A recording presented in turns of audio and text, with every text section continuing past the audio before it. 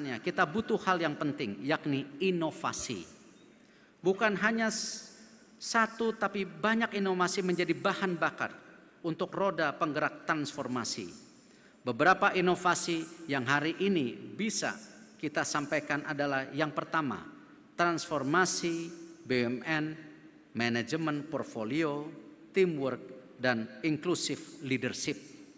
Keterlibatan perempuan dalam hal kesetaraan gender dan millennials, serta peran BUMN yang beyond korporasi. Izinkan saya untuk menjabarkan 5 inovasi ini satu demi satu. Hadirin yang saya muliakan, untuk mengerjakan segala sesuatu agar mencapai hasil, maka pertama-tama yang harus kita miliki adalah wadah yang tepat. Wadah itu bernama organisasi. Agenda pertama saya adalah mentransformasi organisasi Kementerian BUMN. Transformasi pertama adalah transformasi di ruangan saya sendiri. Dari ruangan kerja menteri dengan meja besar dan bagus, tempat semua pejabat datang dan menghadap, saya udah menjadi ruang kerja menteri. Meja kerja saya ganti dengan meja rapat. Semua orang di ruangan saya sejajar, saling berbagi pengetahuan dan kemampuan strategi. Karena itu kalau ada yang pernah datang ke ruangan saya tidak punya meja kerja, tapi saya hanya ada meja rapat.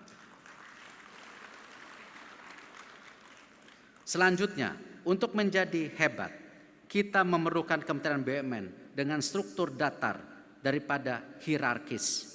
Pada tahap ini, lalu saya mengubah struktur organisasi kementerian dari deputi sektor menjadi deputi tematik agar dapat memonitor BUMN dari sisi finansial, SDM, dan legal dengan lebih baik. Dengan demikian maka organisasi kementerian sebangun dengan yang dikelola di bawahnya. Justru bukan menjadi birokrasi yang tidak mengerti korporasi. Ini penting agar tidak terjadi kemacetan dalam proses transformasi yang cepat, akurat, dan tuntas. Juga segera saya melakukan pemilihan wakil menteri. Mohon berdiri 2 wakil menteri saya yang hadir.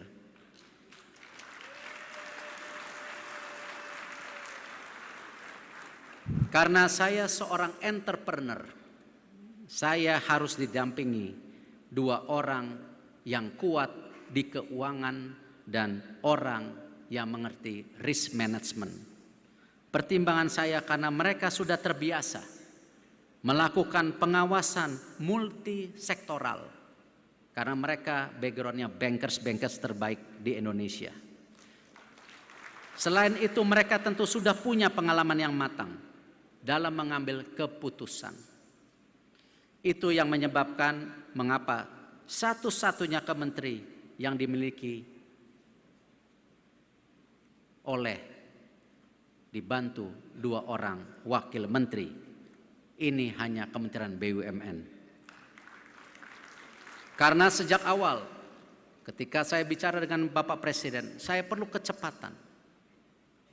Karena itu beliau mengizinkan Kementerian BUMN punya 2 wakil menteri.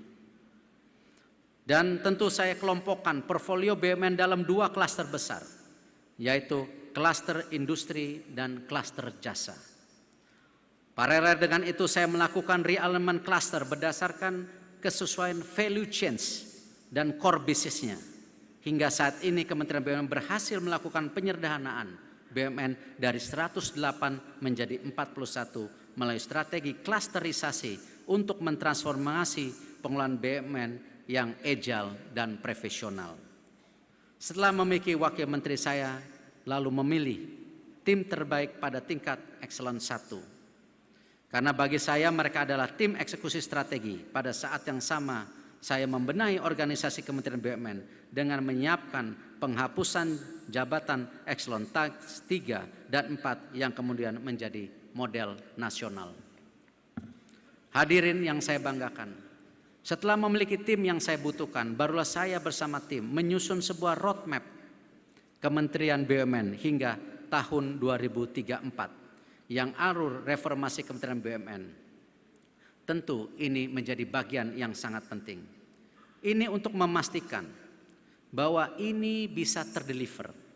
Karena itu saya juga membuat yang namanya sebuah tempat atau divisi baru yang mendampingi yang dinamakan Strategic Delivery Unit untuk mengawasi tercapainya 88 proyek strategis yang berada langsung di bawah Menteri BUMN. Model ini sebenarnya sudah pernah dilakukan oleh Perdana Menteri Inggris di era 1997-2007. Tony Blair yang bentuk Prime Minister Delivery Unit atau PMDU yang bekerja memastikan kebijakan yang disiapkan Perdana Menteri bisa berjalan.